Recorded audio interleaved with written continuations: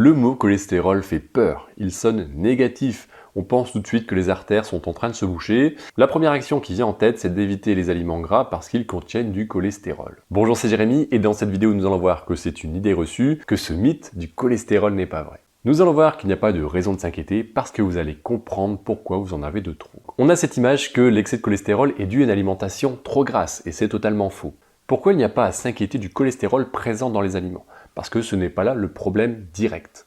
Par contre, l'article met en avant les aliments avec les graisses transformées issues des aliments transformés industriellement. Les études réalisées depuis de nombreuses années indiquent qu'il n'y a pas de lien direct entre le cholestérol présent dans les aliments et les maladies cardiovasculaires. Et ça vient rassurer notre situation si on est concerné par un excès de cholestérol. Pour la petite histoire, voici les aliments qui contiennent le plus de cholestérol naturellement. La liste n'est pas complète, mais au moins vous avez un aperçu des aliments qui en contiennent le plus. Les abats sont les plus concernés et principalement la cervelle. Alors, personnellement, je ne connais personne qui mange régulièrement de la cervelle, voire personne qui en mange du tout. Globalement, cet aliment est peu consommé et donc on a peu à s'inquiéter. Les œufs, le coupable idéal, parce qu'il est consommé lui régulièrement par contre. Effectivement, les taux de cholestérol sont élevés et surtout dans le jaune.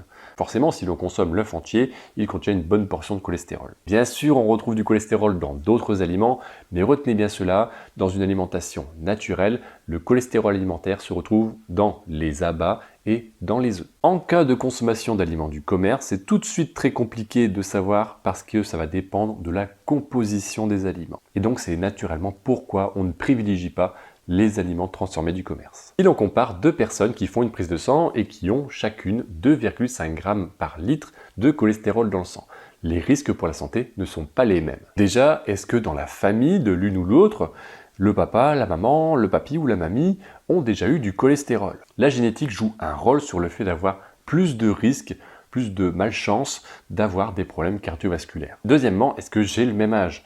À 10 ans à dire, à 15 ans à dire, entre la quarantaine, la cinquantaine, la soixantaine, ce n'est pas totalement la même chose non plus. Troisièmement, est-ce qu'il y a des traitements médicaux en cours? Certains traitements vont favoriser la prise de cholestérol plus facilement, comme un peu un effet secondaire à la prise de ce médicament.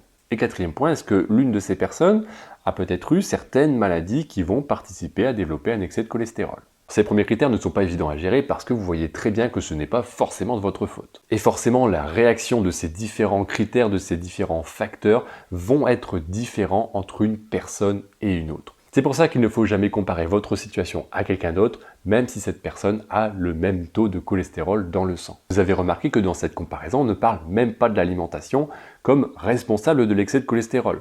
Sauf prescription médicale, ce n'est pas nécessaire de craindre les aliments gras contenant du cholestérol. À taux de cholestérol identique, les risques pour la santé ne sont pas les mêmes. Comme nous venons de le voir, l'excès de cholestérol a plusieurs paramètres qui vont accentuer plus ou moins cet excès de cholestérol et les risques pour la santé. Dans ces autres risques, il n'y a pas de secret. C'est un diabète, par exemple, qui est déjà bien installé, ou une glycémie à jeun qui commence à être élevée. Si vous êtes en surpoids ou en obésité, c'est un facteur de risque également. Si vous avez de l'hypertension ou que vous avez un traitement médical contre l'hypertension, c'est un facteur de risque supplémentaire également.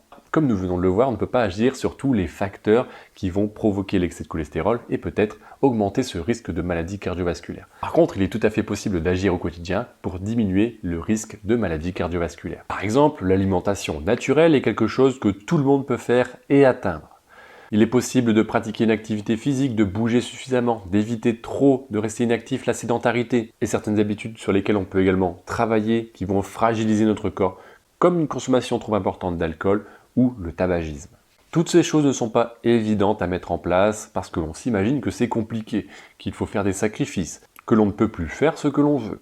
Et bien sûr, c'est totalement faux. C'est juste une peur qui bloque ce changement et notre capacité à aller mieux. Soyez rassurés avec le cholestérol présent dans les aliments ou les aliments gras naturels de manière générale. Si un professionnel de santé ne vous a rien dit, il n'y a aucune raison de limiter ou d'arrêter tout ça. Par contre, s'il y a un excès de cholestérol dans le sang, ça signifie que vous avez quelques améliorations à apporter dans vos habitudes de vie, comme la manière globale de vous alimenter, le fait de bouger suffisamment, de veiller à la quantité d'alcool qui va être consommée, le tabac, etc. Merci d'avoir regardé cette vidéo, posez-moi vos questions en commentaire si vous en avez sur ce sujet. Si vous avez besoin d'aide pour réussir à coup sûr à limiter l'excès de cholestérol et à diminuer les risques cardiovasculaires, N'hésitez pas à regarder dans la description, vous avez un accès pour un accompagnement personnalisé offert pour vous permettre d'avoir toutes les billes, toutes les solutions pour vous permettre d'agir efficacement. On se retrouve bientôt pour une nouvelle vidéo et un nouveau sujet. Portez-vous bien et à bientôt.